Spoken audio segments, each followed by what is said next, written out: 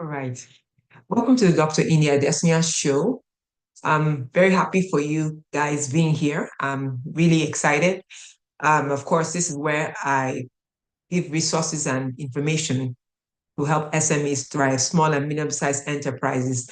Now, if you don't know what these are, small and medium-sized enterprises, they are just small businesses, okay? Another name for small businesses. All righty, so let's just get started. Now, my topic today, another very interesting topic is how to plan for business growth. How to plan? How do you plan for business growth? Everybody wants, oh, you want to grow your business, exciting, right? Very exciting. But have you really looked at how what are you planning? What are you doing to make sure you can accommodate this business growth?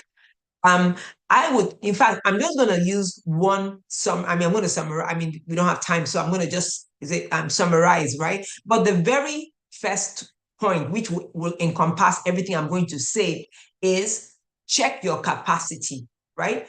It's awesome to have business growth, very wonderful, but check your capacity. Are you really ready for that business growth? A lot of people really want customers or clients but they don't sit back and say, can I accommodate that growth? Can I accommodate that growth? That's the thing. Can I accommodate new clients and new customers coming? Maybe a massive increase in clients and customers, right? So I'm going to put some few points out there, right? Of course, there are so many, but I just want to highlight some of them. Now, if you're into product sale, right? One of the things you have to think of is inventory, right? Of course, inventory, not, of course, you know what's inventory, but the availability, let me coin it as making sure that your product is available, making sure that your product can meet demand, right? So do you have enough to meet demand? Right? What are you looking at? Are you going to do JIT? JIT means just in time, right? And then an inventory management system where you say, okay, you know what? When they order, I produce, right? Or is that what you want? Or you want people to have it immediately they come into maybe on your platform? How are you managing that? Because let me tell you, I mean, if I'm your customer and when I come to your website, you say, okay, I don't have it, or it's out of stock, I will stop coming, I'll stop wasting my time, right? Because why? I mean, out of stock, out of every time. So you're planning, right, for growth, right? Now, what about the capacity of, right, having enough product to sell?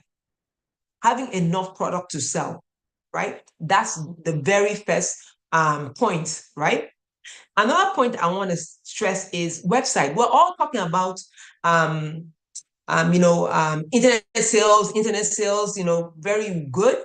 Now, the good thing is that there are some companies out there that actually support, making sure that, your website can actually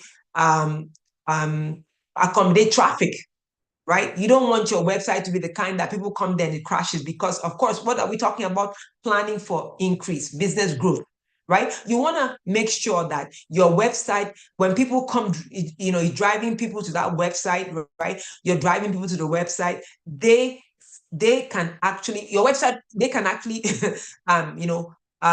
your website, right? It's going to be, user friendly. I'm saying that. I mean, I know there's a company or that, I mean, they just changed their website and you know why they changed it to be less user friendly. You don't want that. It's just that I have to go there and, for work, going to, for maybe a client of mine, right? So my clients, we use that. But it's not user friendly. It was so easy before, but it's no more user friendly. You don't want your website to be like that. And I would say if you're operating a website, let a professional look at it and say, and make sure that first of all, user friendly. I mean, I tell people that we are all very busy. We're all really, really busy. So when we go to buy stuff, we don't want to navigate too much. And even if you're in consulting, right, you don't want someone to, oh, how do I book an appointment, all those, you want it to be flowing and very easy. And of course, as I said, let it not be that the system crashes because many people are coming onto that website. Remember, we're talking about how to plan for business growth. All right. So I talked on the website. I also talked on storage. What about staffing? Right? You're a small business, right? You're looking for growth. Now, if you don't have a team, you might before maybe you were doing everything on your own, but there comes a time when you're looking at growth, right? So I mean, maybe you would need to hire extra staff, even maybe even have two or three staff now, but your goal is growth, right? So what about have you checked maybe your three staff they can't handle they can't handle that. Maybe your three staff, they can't really handle it. All right. So you have to look at the capacity within even staffing, right? Of course, I always say, look, cost benefit analysis. You don't have to hire 100 staff when you don't need. No, cost means that is it necessary to hire this number of staff, right? Yes, it's beneficial, but is it cost effective to hire this number of staff? Right. So it's very important because again, we all want growth. I mean, I'm sure you're not into business just to relax. You're there because I mean, if you were there to relax or not do much, you're having a hobby, but you want your business to thrive.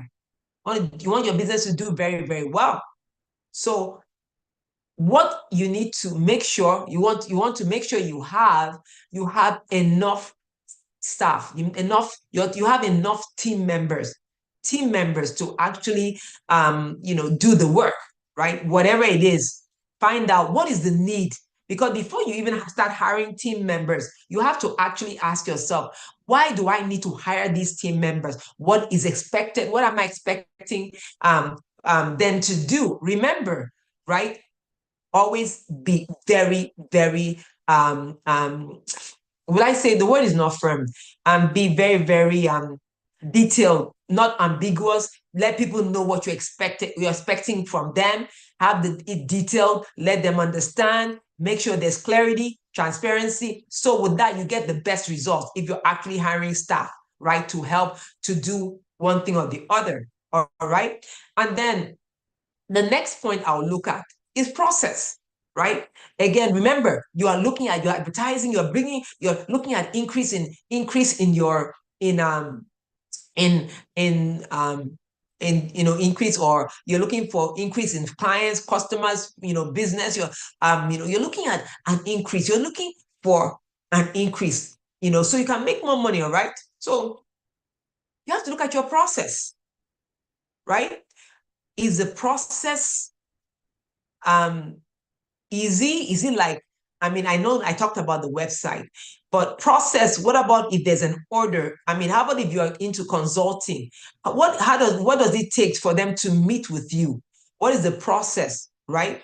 I mean, I know in consulting, I know a lot of times we try to make sure that the person actually that is coming to us is serious, right? That wants to really use our service, right?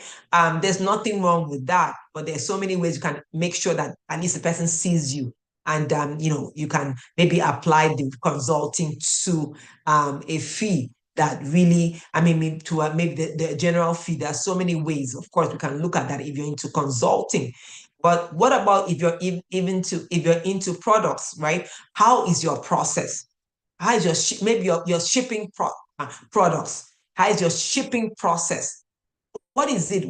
How is your process from maybe from order to delivery, right? From the order, because I just talked about shipping. What about from the ordering process? What does it take, right? Now, if your product would say you need a couple of days to actually, I mean, produce that product, there's nothing wrong with that. Let there be transparency, right? I mean, you want this done, we need a week, 2 weeks, right? And it's transparent, right? And when it's 1 week, don't let it not end up being 3 weeks, because I mean, you're losing out, right? Because now with social media, somebody can just put it out there that, oh my goodness, this job, the person, what I wanted, the person didn't do it, right? So you don't want that. You don't want to have bad publicity, right? You don't want that to happen. All right. So the goal here is planning for increase, right? Planning for growth, right? You have to prepare, right? Have the capacity. So at this time, as you're working towards the growth, right? Make sure you have some structures in place to make sure that you can accommodate growth. Because again, I've seen cases that people can't accommodate growth, and at the end of the day, they end up closing their business. They end up closing that. People were coming to buy from them, but because they couldn't manage it well, the business that was making great money closed down, right? Because there was no capacity for growth, right? Capacity for growth. So I want to just leave it with everybody here that as you're planning for growth, I mean, of course, capacity just one. I mean, we could go through so many, but of course, we just have a short time, and everything I say is for informative and educative purposes only.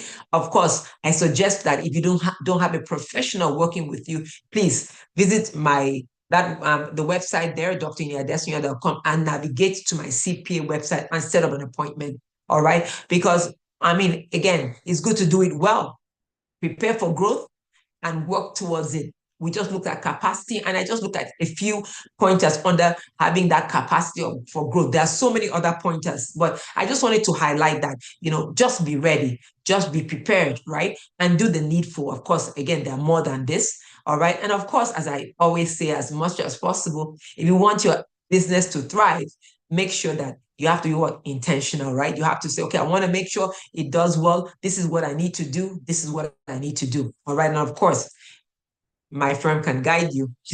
All right. So I'm wishing you a very wonderful day and wonderful evening, morning, afternoon, whatever time you're listening to this. And I'll see you next